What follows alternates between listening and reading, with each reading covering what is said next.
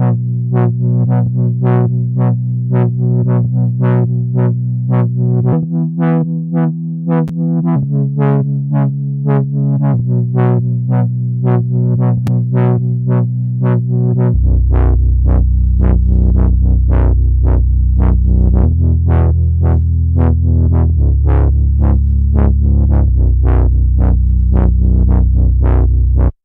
that point, I have been a Drac lover. Good evening, all. I am Actual Dracula, and welcome to another episode of Interview with the Dracula. And I'm going to get right into it. Tonight, my guest is the writer of such comics as The Recount, Capable, Caffeinated Hearts, and many more, including his current project, Spill Blood, which the campaign for which is up on Kickstarter right now. The link is in the description below if you want to check that out. We'll be talking about that in a bit anyhow. Anyways, I'm talking about my guy, Jonathan Hedrick. Welcome, Jonathan. What's up, Actual Drac? Dude, that intro is awesome, man. Thanks. My favorite part is the cat that doesn't care about anything in the background. Yeah, that was... I didn't even realize the cat was back there when I filmed that, so that was kind of perfect. But yeah, super perfect. Yeah. How you been, man? Good, man. Good. Yeah. How about you? Likewise. Yeah. Yeah. Yep. Just rolling with it. Yeah. Yeah. Well, I mean, I see, you've been making the rounds promoting your Kickstarter right now, which we'll get into shortly. Doing some interviews, but I do believe this is your first interview with a Dracula, is it not? With an actual Dracula? Yeah. Yep, that's for sure, man. So yeah.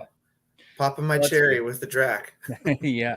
I mean, I did just watch your interview with Comics with Bueller, and that was great, but Travis is not a Dracula. He strikes me as more of a werewolf kind of a guy.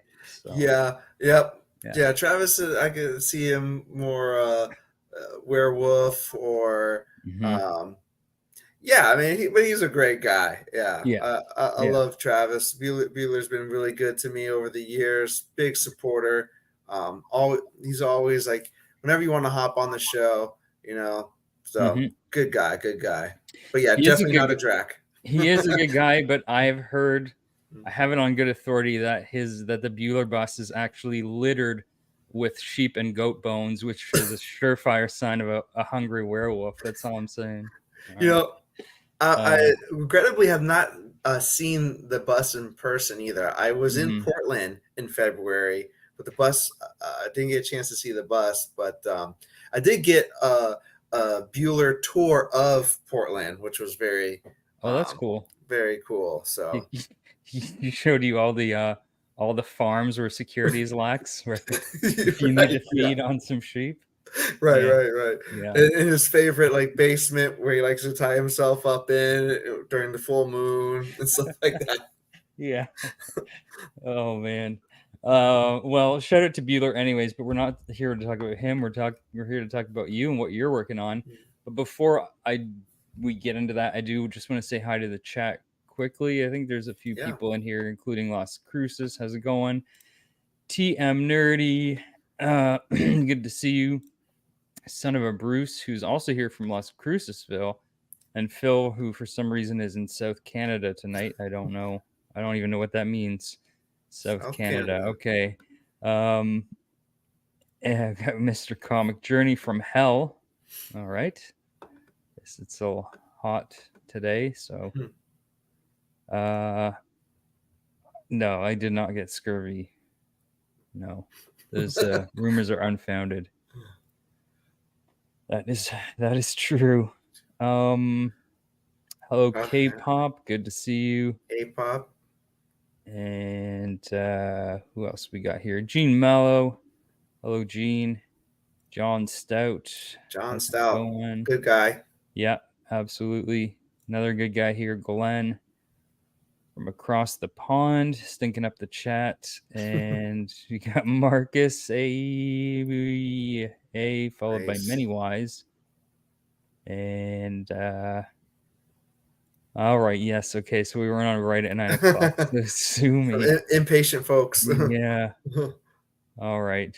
Yeah, Bleecker Street. Good to see you. I got Bleecker and who's this? We got Francesca Fantini. My wife. Yeah. Yes. It's nice of her. Hi, Francesca. Thanks for tuning in here. And Collecting with Durs also. Hello, Durs. And I think that's everyone. Yeah. So what the hell's going on? Are you here to promote something, or what the hell are you? No, I just kind of stumbled into the StreamYard, and here I am, man. Oh, that's right. No, I just remembered. Yeah, you've currently got a campaign running on Kickstarter for your book Spillblood, Yes. illustrated by frequent collaborator Stefano Cartaselli. Yes. Which has been fully funded, right? So congrats on that. Thank you. So backers and guys, as I said, the link is in the description below, because backers can now try and help with those stretch goals. And there's some really awesome stuff up there, which maybe we'll go over quickly. Definitely. But first, if you want to just kind of tell us what is Spillblood, what's it all about? Why should we be excited, to back this thing? I mean, I know why I am, but some of these sleepwalkers here may not be paying attention, and need us to wake them up. So what is Spillblood? So Spillblood is a 36-page one-shot. Me and Stefano Cartaselli. Stefano's on the artwork. This is our fourth full collaboration together. And Leo McGovern is on the lettering duties, and he's doing a great job with it. Mm-hmm. Like I said, 36 pages, and it's black, white, and red only. Very noir style. Fans of Sin City, if you like that style artwork, are really going to dig this. And the story is about this priest who by day listens to people come into his church in the confessional booth and admit to their worst sins. And then at night, this priest turns into something else and decides to eliminate those things that are causing the sins, not necessarily those sinners that are looking for salvation, but what caused them to create their sins, and essentially cutting off the snake at the head. So it's great for fans of Punisher, Ghost Rider, Spawn, The Crow. Now I'm just name dropping comic books. Yeah. But I mean, that's a pretty good list. I'm fans of all of those things. So yeah, I think a lot of people are going to dig it. It's a very unconventional comic book. I didn't go in here writing the typical beginning, middle, and end. And I have one of my shticks is to have wide open endings, especially with one shots, and I get occasional frustration from fans and readers with that. But I don't know. There could be more Spillblood after this one shot, with the popularity that it's getting in this first half of the campaign. So we'll see. Yeah, I mean, it looks like you've nearly doubled your pledge goal here. So yeah, we're getting close to it. So really stoked about that. And the benefit of that is we unlocked a lot of stretch goals, like you mentioned, and we have a lot more planned. Leo, the letterer, him and I were talking about it yesterday, like what else can we add, and we came up with some good stuff. And Francesca might be helping out with one of those stretch goals down the road. Right. I was hoping maybe you might show that off. We'll see. So hold on, maybe let me make you big here for a second. Yeah, so I still have it clipped onto the cardboard because this is nope. Here we go. Oh, hi, man. I'm Spillblood. I'm gonna kill you. But Francesca did this That's traditional awesome. style, and we're gonna scan it, make it high res, and if we get to the 6,660, where'd you go? I'm somewhere. Here we go. Yeah, I don't know where you went. Well, let me just remove that. There we go. There we go. But yeah, we're Okay, hoping to unlock that soon as an Mhm. add-on, so people can get Francesca's cover, which is pretty awesome. Yeah, nice. Yeah. Yeah, I love that. Hopefully, yeah, guys, let's help make that happen because that's amazing. Not too far away. And maybe, well, might as well just look at what some of these other stretch goals are right now. So we've got the this has been unlocked already. Free digital PDF of Freak Show Night, another book you did with Stefano. Right. That's going to go out to all backers, digital or physical. Awesome. Mm-hmm.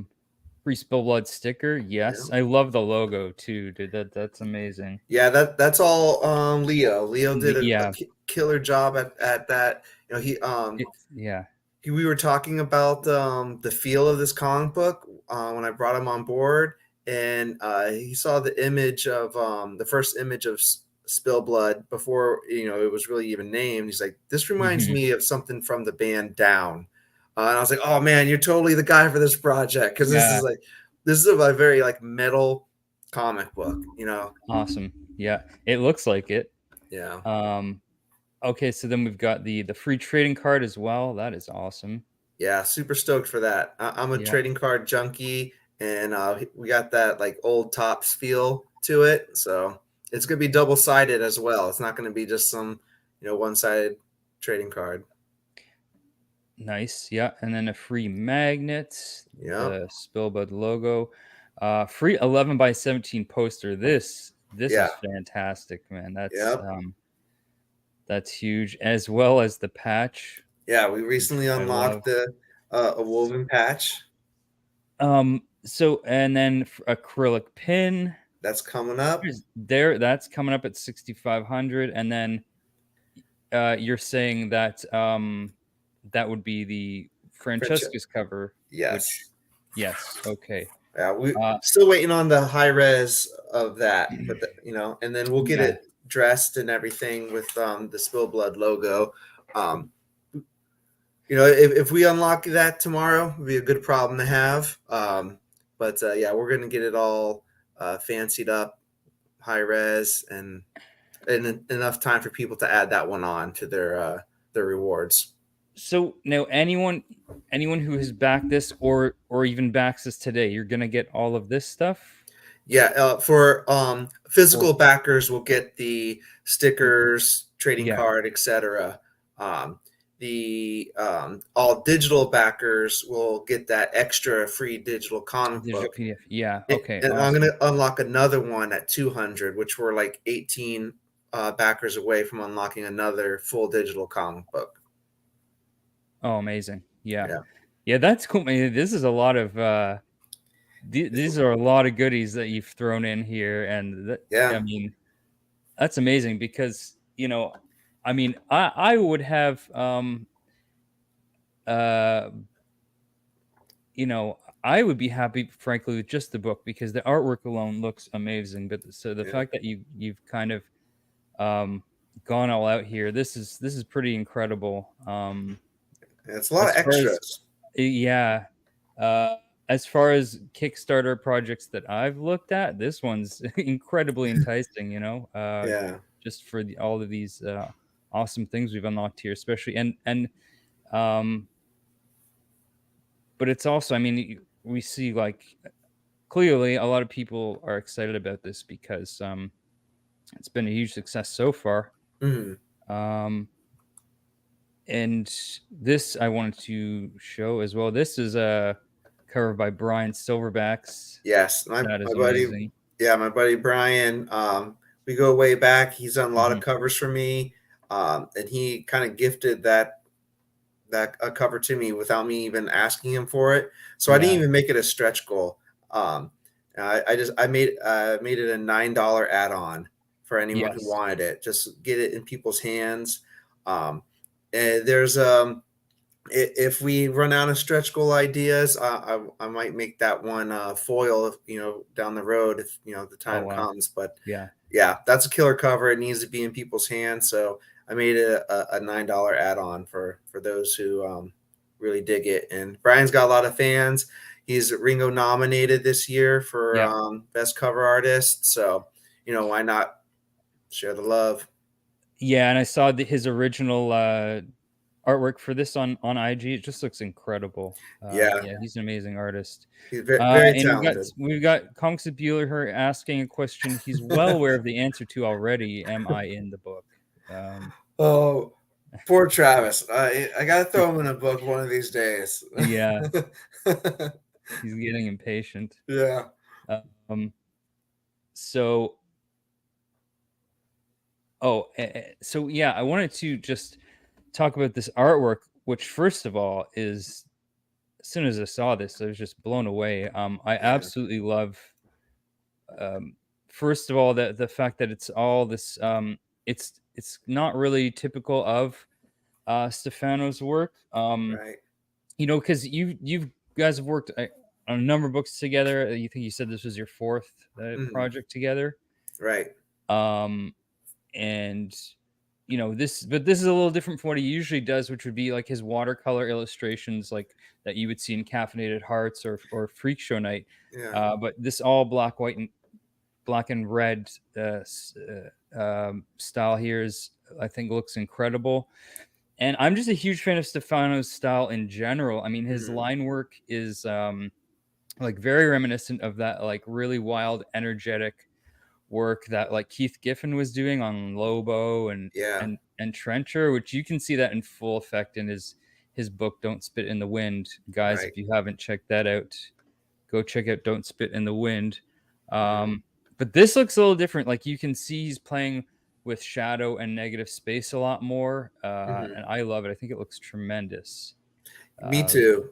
You know, like you mentioned, the previous books are all watercolored, but he decided to go digital with this one. We almost flopped back to watercolor, but he already started some stuff on digital. I'm like, let's keep it digital. I like the black, white, and red. I don't think we'd be able to pull off this look with the watercolors. So, you know, it gives it that Mike Mignola, and then, you know, Frank Miller's Sin City vibe. So, you know, it's a dark, you know, metal book, and I think keeping the color palette limited like this really lends to the story too. Oh yeah, absolutely. Yeah. Yeah, they like it. Yeah, this just looks amazing. But especially on a page like this, I can still really tell that it's Stefano's work. Yeah, because it still very much has very loose, like he's got a very like relaxed hand. What I really like about him, because I know as an artist myself, it requires a lot of confidence in your abilities to, and more importantly, what you're trying to convey to be able to kind of work like this. Like I'm a huge fan of artists like I said, Keith Giffen or Bill Sienkiewicz or David Mack. And you can see it in the finished product that Stefano has like that confidence. Like I really admire anyone that can work like that, because nothing about it like looks forced. There's just a really nice flow to it, like and a lot of energy, really a lot of energy in everything he's done. Oh, for sure. So this is really tremendous stuff here. And it's like chaotic but with a purpose. Yeah, you know? Absolutely. Yeah. Now, I did actually want to, because I think you had mentioned. Before that, I just wanted to. We got to show off Joseph Schmalke's cover here, which is incredible. Oh yeah, I love that cover. I've been wanting a Schmalke cover for a long time, and you know, I've run in the same circles more or less as you can do online with him since, you know, the early Scout days. And there's wasn't like really an opportunity up until now, and he didn't phone it in. He was such a nice person to work with. You know, I've been fortunate enough to meet him in person a couple of times, and just really hit it off with him. And we see a lot of things eye to eye, especially in the business too. So I had to get it, and I knew this was like something, you know, Black Caravan style that he would like. So I absolutely love this cover. I believe I ordered this one. Oh, thank you. Oh, and actually, so those were the stretch goals. These are the actual, just the straight up the initial rewards, right? So exactly, $5 gets you a digital copy. Then there's cover A, and then there's cover A and B, and then cover C, the Schmalky Trade and Virgin. Got all 4 covers here for 50. Yeah. Retailer tier. Retailer tier, 25 copies. Yeah. This is awesome. So the original cover artwork by Stefano. And someone already snagged that, like in the first that's awesome. The first 24 hours. Yeah. But we still got Schmalky's artwork too. This is still available for $888. That is very tempting, I gotta say. Yeah. Oh, you can also add on some of your other books here as well. Freak Show Night, Space Cadet, Caffeinated Hearts. Yep. Highly recommend that. So, now, actually, I was just curious how, because you have worked on a bunch of projects together, how did it come to be that you ended up working with Stefano in the first place? What was your first book together, and how did that come to be? The first book was Freak Show Night, back in like early 2020, I think it was. And I had already had the script in place, but I had a different artist in mind, because Freak Show Night is a companion piece to another book I wrote called Freak Show Princess. And it was meant to be like a pseudo sequel in a way. Yeah. So I had the artist for Freak Show Princess in mind, but things didn't work out for whatever reason. And I had been working with my editor on Recount, Andrea Lorenzo Molinari, and I asked him if he knew any other artists that would be good for like a zombie book. And like the first name out of his mouth was Stefano's. And he showed me some artwork that Stefano had done with him, and he linked us up. And everything went from there. I crowdfunded Freak Show Night, and then it got picked up by Second Sight. Then we decided to do Space Cadet, our all ages book, and that went to Scout's all ages imprint, Scoot. Then after that was Caffeinated Hearts. We crowdfunded that, and then Source Point Press picked it up. So we like kind of have a different genre for every single book that we've done, which is kind of cool, because I feel like him and I are really testing our own, creativity and what we like to work in. Because like Space Cadet and Caffeinated Hearts is nothing like what he's done with his Bram Stoker award-winning stuff, but he can still do it, which is great. He was able to flex his talent and show that he's not just big guns and heads exploding. So that's why we put all that kind of stuff in Spill Blood. So Spill Blood is like the opposite of a lot of it. I mean, the closest thing obviously would be Freak Show Night, since that was zombies and there's some gore in it, but this is a different style, different genre of horror than the typical zombie stuff that Freak Show Night had in it. All right. Well, I mean, you guys make a great team. I cannot wait to get a copy of Spill Blood in my hands. It looks awesome. Yeah, thank you. Hey, what's going on, Comic Vet? And Bueller has another question here. What's the stretch goal where Jonathan comes to your house and reads the book? Oh man, I gotta think about that one. I mean, something that covers the airfare, I would imagine. Yeah, depending on how close the and would that have to be for every physical backer, right? Right. That's gonna be like a one backer only tier. Yeah. Well, maybe or maybe Bueller can come to you on the bus and redo them on the bus. Yeah. Has bus will travel. Chris says we carried Caffeinated Hearts and Capable at my store, both great books. Thank you very much, Bruce. Son of everyone. Yeah. So in addition to Spillblood, you have another title out currently, Quicksand, illustrated by Deborah Lancianese, and of which issue 1 is out now, and issue 2 it comes out August 23rd from Scout Comics. That's right. Can you give us a synopsis of Quicksand?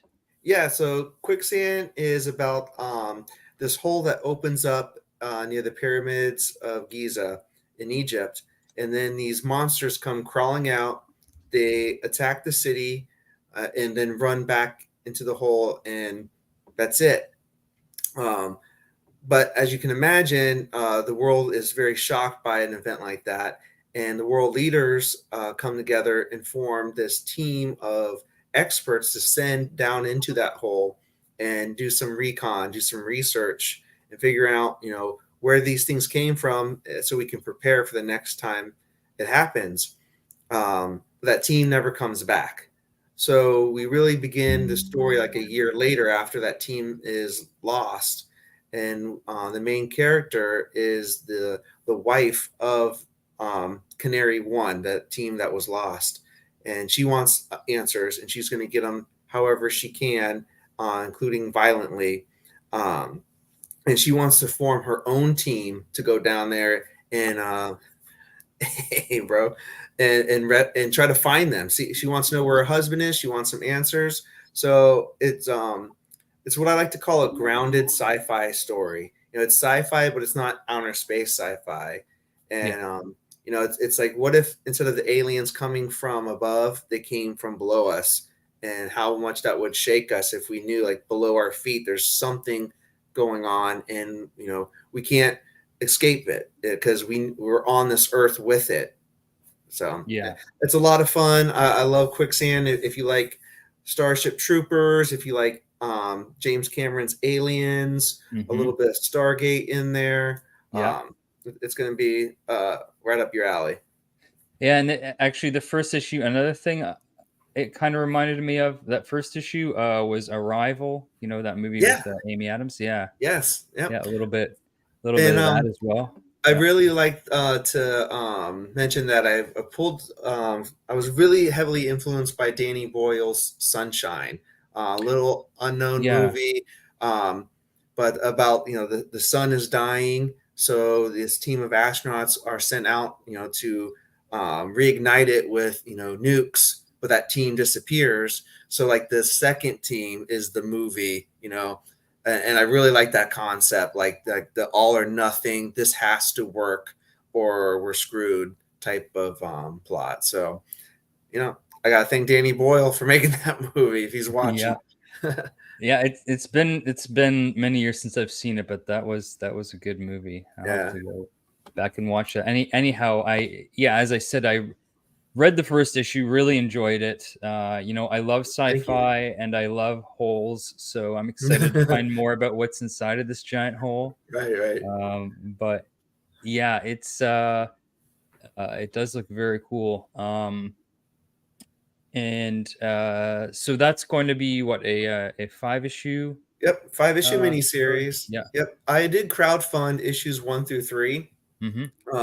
So if anyone has already backed and read issues 1 through 3 through the Kickstarter, it's all new covers through Scout, and we did kind of go through and remaster issues 1, 2, and 3. So there's a little bit of art change, there's some dialogue change here and there, and then 4 and 5 will be direct market only. So you'll get the rest of Quicksand this year. So all those that have been patient, so they didn't crowdfund the rest of it, it'll pay off soon enough this year. Okay.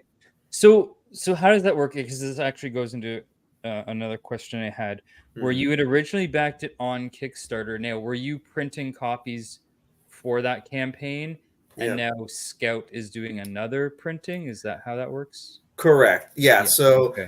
I was crowdfunding it. I was printing it, self-published, more or less, and then made a deal with Scout, and they bring their editorial team in and make their edit requests and kind of repack. Like I think remaster is a good word to describe it. We don't use the same covers that were used at all in the Kickstarter campaign, and it gets released in the direct market instead of through crowdfunding. So it reaches a much larger audience this way.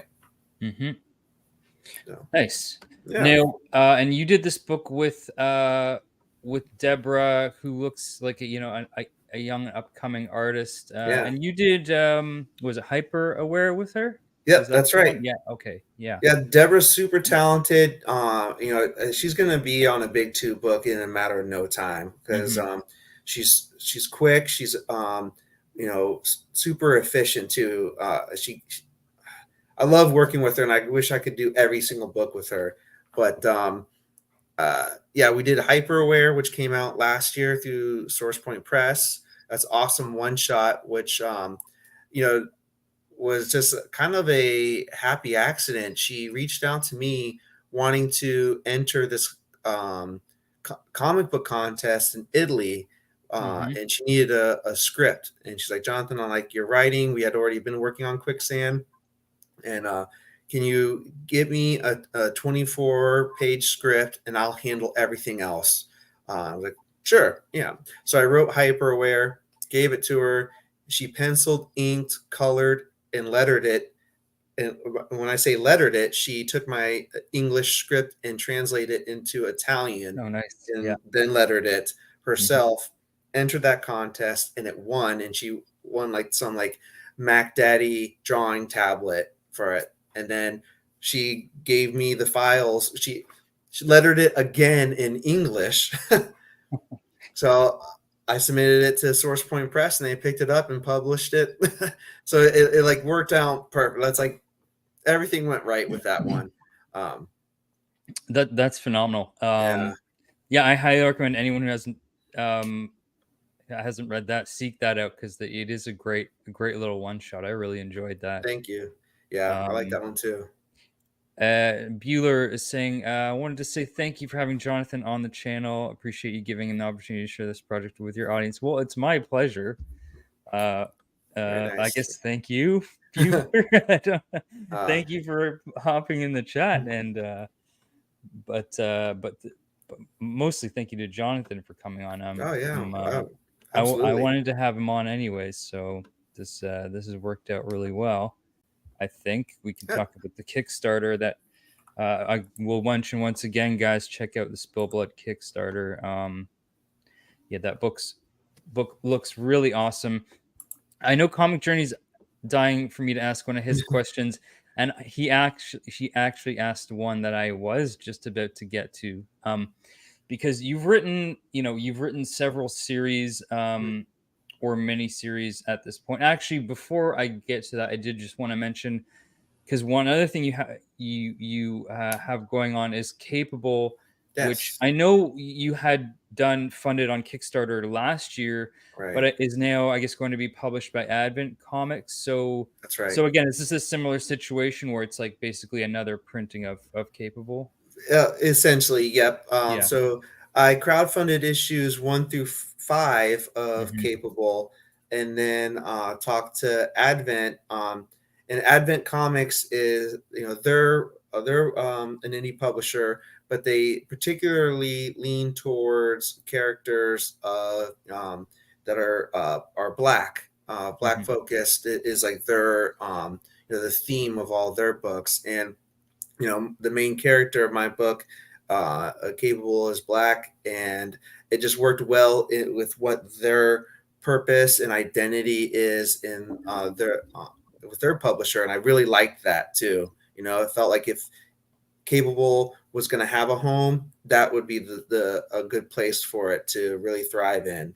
And so I'm honored that they're publishing it. But yeah, it's a very similar. The A covers for Capable will be the same artwork that were done in the Kickstarter, but with different trade dress. So there'll be some stylistic changes with the trade dress, plus the Advent logo. The guts, the interior pages are pretty much the same though, and they'll also Advent will be publishing 6 and 7, which I haven't crowdfunded. So Okay. yeah, so that's Cable is actually a 7-issue miniseries. Nice. Okay. Well, you see, that's perfect because I didn't jump on board the initial campaign, so this will be a good opportunity for someone like me who hasn't read it yet. Yeah, I've been really wanting to read that. Thank you. And if you want to tell everyone what that's about, because I think the concept's great. Oh, thank you. Yeah. So Capable is about one day people around the world with disabilities mysteriously gain superpowers that are opposite of what their handicap was. So, for example, our main character, Derek, he was in a wheelchair all of his life, and then he wakes up one day and he's a speedster. And now he thinks at the beginning that it's like, he's hit the lottery. But when he goes outside and he realizes there's a lot of superpowered people now who have lived different lives than he has, and not everyone's going to be doing the exact same thing as he wants to do, which is be a hero. It just complicates his life a lot more. So I like to humbly compare it to like Invincible, Teen Titans, X-Men, to the point of the outcasts, all of a sudden are like the head honchos now in this world, and it really shakes our reality up and what we know of it. So it's a really cool story. I'm really super proud of it, and I'm glad that it's going to get a direct market presence now. Yeah, same here. Absolutely. Yeah. What was I? Oh yeah. So before I interrupted myself, I was gonna get to Journey's question, which was part of my question. So you've written several series or mini series at this point, including like Capable and Quicksand, and Dream Master as well. But you've also written, a bunch of great one shots that we mentioned: Caffeinated Hearts, Hyper Aware, and now Spill Blood. Mm-hmm. And I'm a big fan of well-crafted short stories, which I know can also be one of the most kind of difficult things to pull off. Because you don't really have room for excess. You've got to convey whatever it is you're trying to do, or tell whatever story it is you want in a limited space. Yes. But a book like Caffeinated Hearts, I got to say, does that extremely well. Thank you. It's very both what you and Stefano did on that book, I thought was phenomenal. It's I appreciate that. In terms of like a single issue comic, that's one of the best I've read in a long time. Oh, wow. So Thank you. Really loved Caffeinated Hearts. So is that form, the short story, is that one you find yourself more drawn to, or just does it depend on the scope of the idea? And do you ever see yourself, or perhaps you already are, working on a project with like more long form storytelling? Not even necessarily an ongoing, but maybe something that's like 12 issues or more. Yeah, I mean, I like both. It comes down to different factors and variables. So as a indie creator, it's much more easier, and I say that, take that word lightly, to produce a one shot, because when you're financing the majority of the project yourself, and we can get a lot of help from crowdfunding, but you still have to invest a lot of it up front before you can just crowdfund. No one just says, no one's Kickstarter page has a few pages of the script and that's it. You have to produce some artwork, and that already starts with the risk right there. So one shots are a little more safer. That's why I only have a handful of mini series, but an ongoing series would be phenomenal to have, and I kind of have that in a way with Dream Master, because Dream Master is intended to be ongoing, and fortunately, that's backed by Black Box. They are responsible for Dream Master. They actually own the character. They just hired me to write it. I don't have like creator credit for that. But the benefit of it is I don't pay for the artwork or any of those awesome covers or the colors, the letters, the printing, and none of that. So that leaves me free to do more and to focus like on this project from a grander side of it.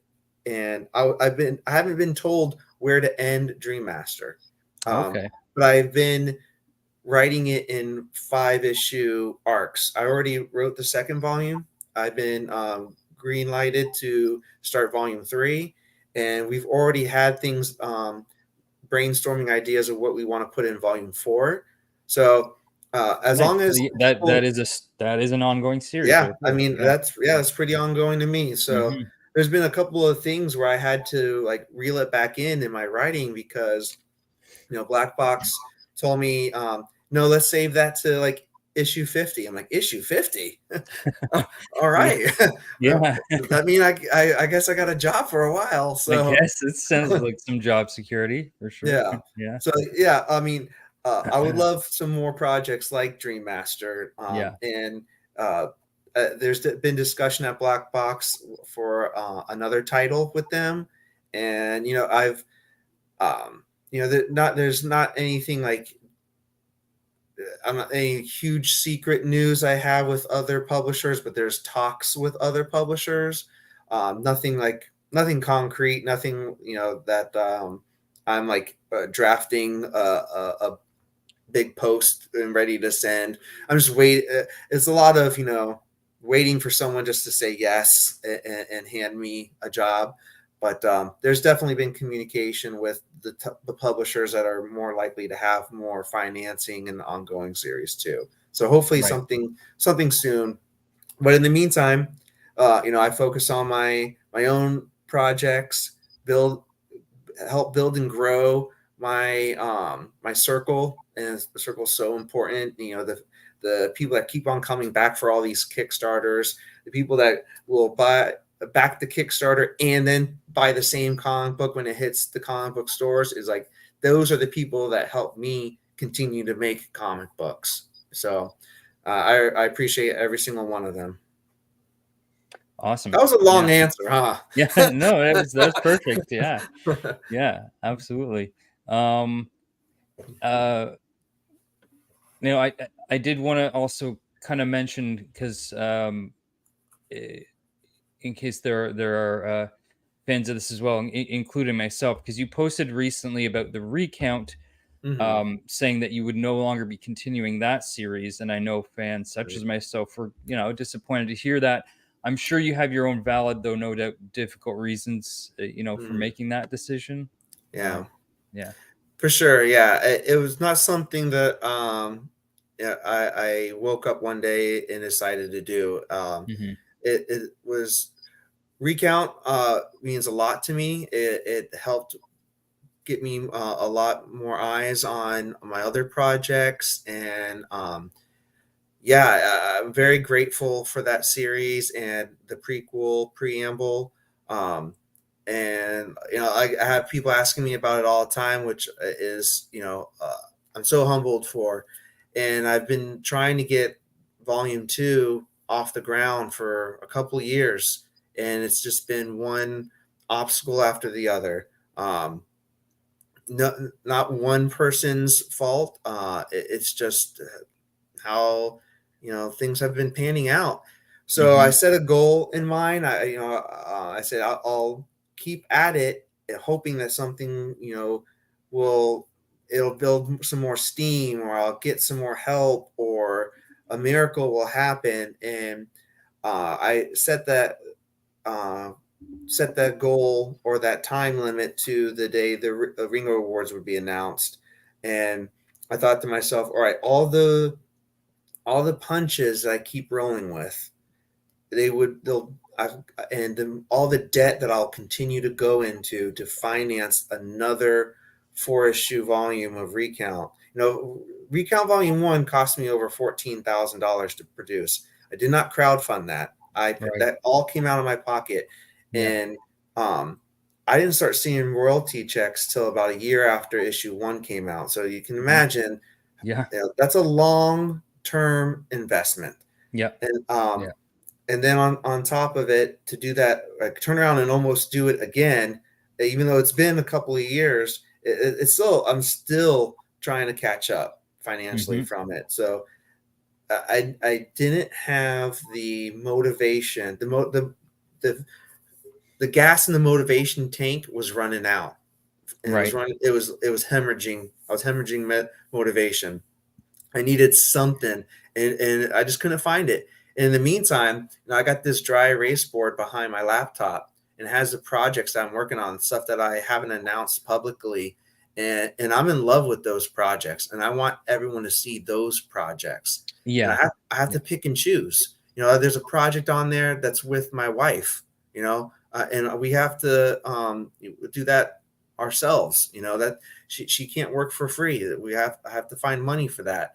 I have a book that I want to, pitch to one of the biggest indie publishers, and I need to put a lot of heart and soul into that one. So nothing happened. The motivational tank ran dry. So I decided to shelve it. It doesn't mean I can't go back to it. It's the ideas are there, the scripts are there, and some of the artwork is even done. But in the meantime, it's going to have to take a back seat so I can see if, I can stay in love with comics and making comics with these other projects. So I'm not doing something begrudgingly for a handful of people, if that makes sense. Yeah, absolutely does. Yeah, that's very understandable. Yeah. We got yes. Yeah. Well, I know. Speaking for myself and others here, I'm sure if you do eventually get a project rolling with Francesca, can't wait to see that, because I'm a huge fan of her artwork. As well. Thank you. Yeah, she's great. It's gonna be so cool. That book, wouldn't it be weird if you weren't? What if you didn't like it? I mean, that would be. Oh no, that would be pretty weird. Yeah. Maybe it's the other way around. Maybe she's not a fan of my writing. It's like, I gotta draw this book for this guy. How embarrassing. Well, you got to. It's a marriage, right? So. Right. Yep. Give and take. Give and take. Yeah. All right. I'll draw your stupid book.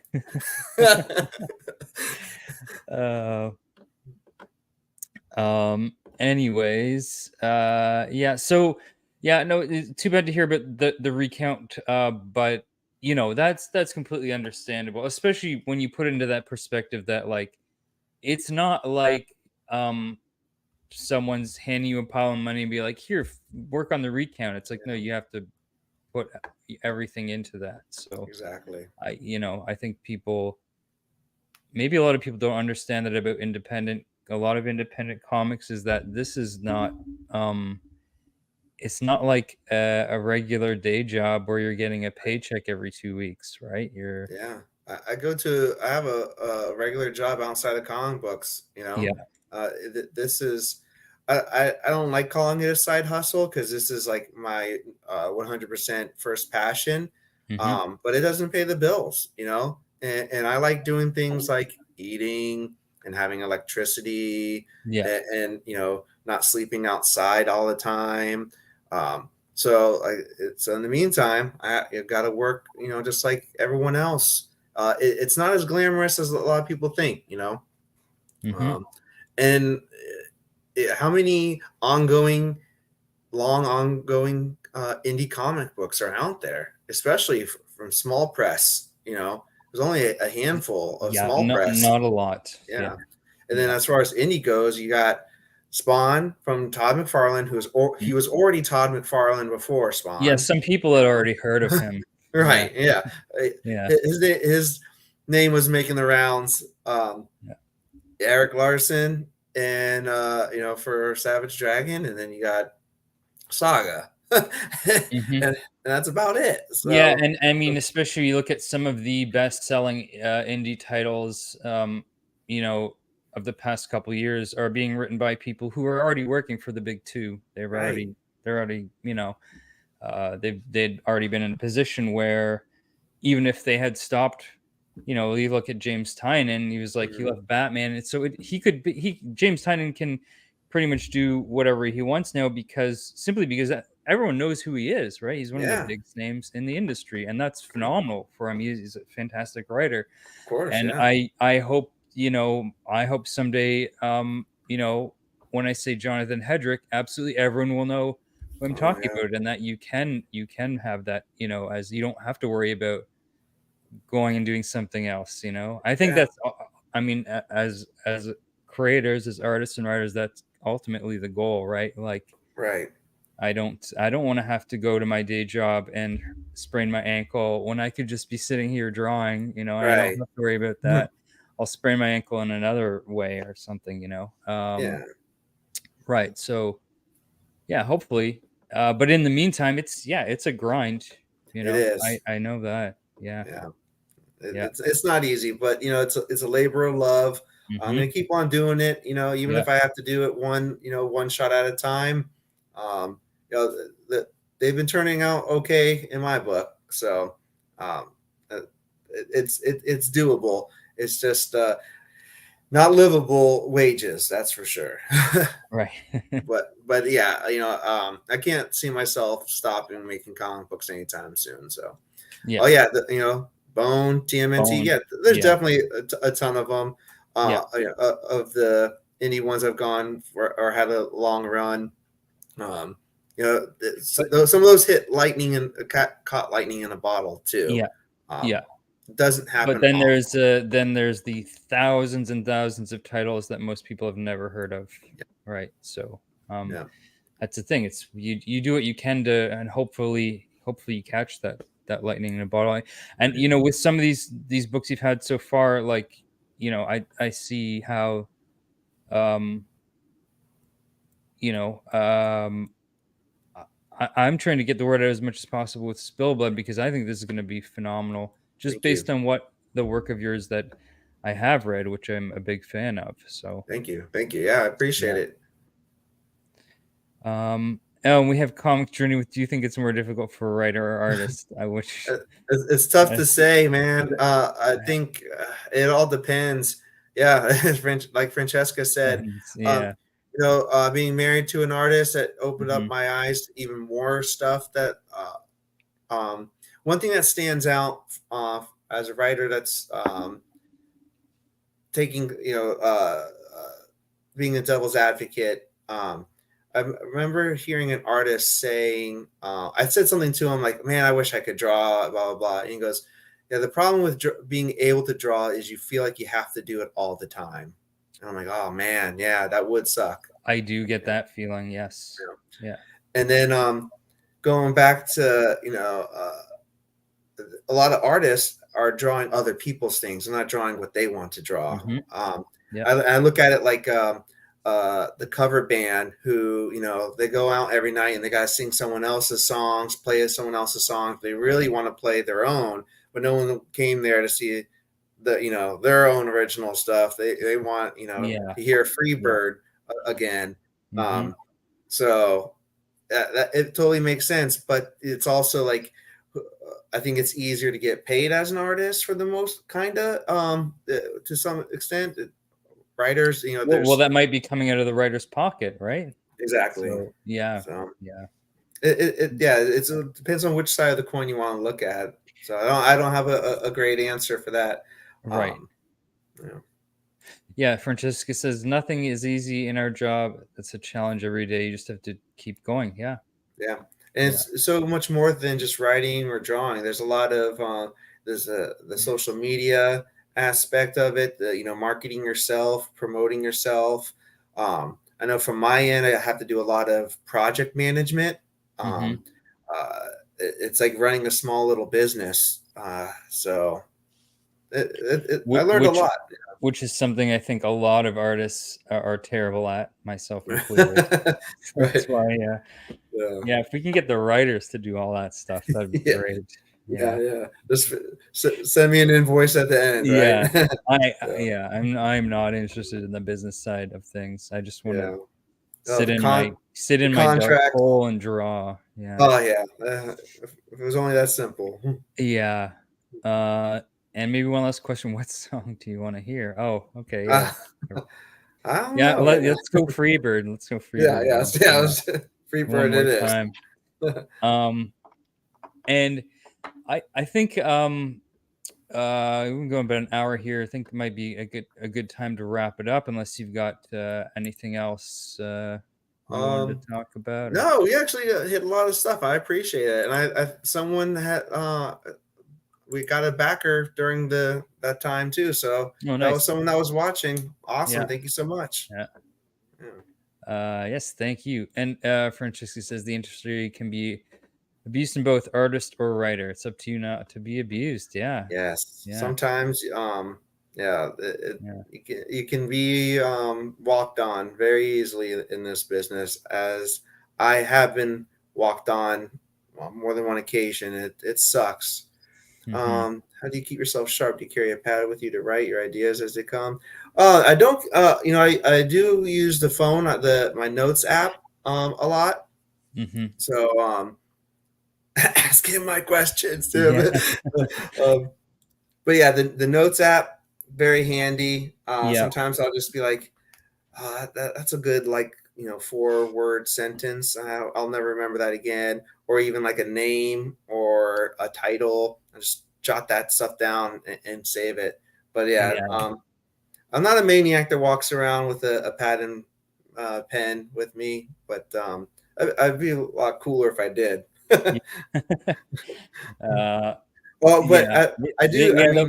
The Notepad app has kind of made that not obsolete, but it's not necessary. I do write on paper though. Yes. These are actual first drafts right here for several different projects. So I do analog first before anything else. Okay. Yeah. Well, there you go. Comic Journey. Who is the maniac with the pad? Yeah. Someone's got to be the maniac. So I guess because this is an interview with the Dracula, I always end every show with a Dracula question, which is, what is your favorite Dracula movie? My favorite would be, I hope this counts, is the Monster Squad. I think that Dracula is that's my Dracula. When I close my eyes and think of Dracula, I think of that Dracula. You don't think of me? I mean, I would think of you, but of course. Okay. That was my first Dracula. Was from the Monster Squad. And there's been some other good ones, but the Bram Stoker's Dracula, that was fantastic. But when I saw that, and I was a kid when that came out too, I was like, you got to have that medallion and the ascot and a Widow's Peak. Come on, dude. The Widow's Peak and the medallion is pretty classic. Absolutely. Right. Yeah. Well, what's your, other than yourself, what's your favorite Dracula? Okay, so my favorite Dracula movie is the Coppola. Francis Ford Coppola's Bram Stoker's Dracula. That's because that's the one that I also grew up with, and it just made a huge impact on me. Gary Oldman in that movie is so phenomenal. Oh yeah. The costume design was just out of this world. Still is. Yeah. And I just love everything about that movie, even Keanu Reeves with his terrible accent. I still love that. But Bela Lugosi classic 30s Dracula still, that's right up there as well. It's just such a classic. Those would be mine for me. Good picks. Yeah. The ass here. Yeah.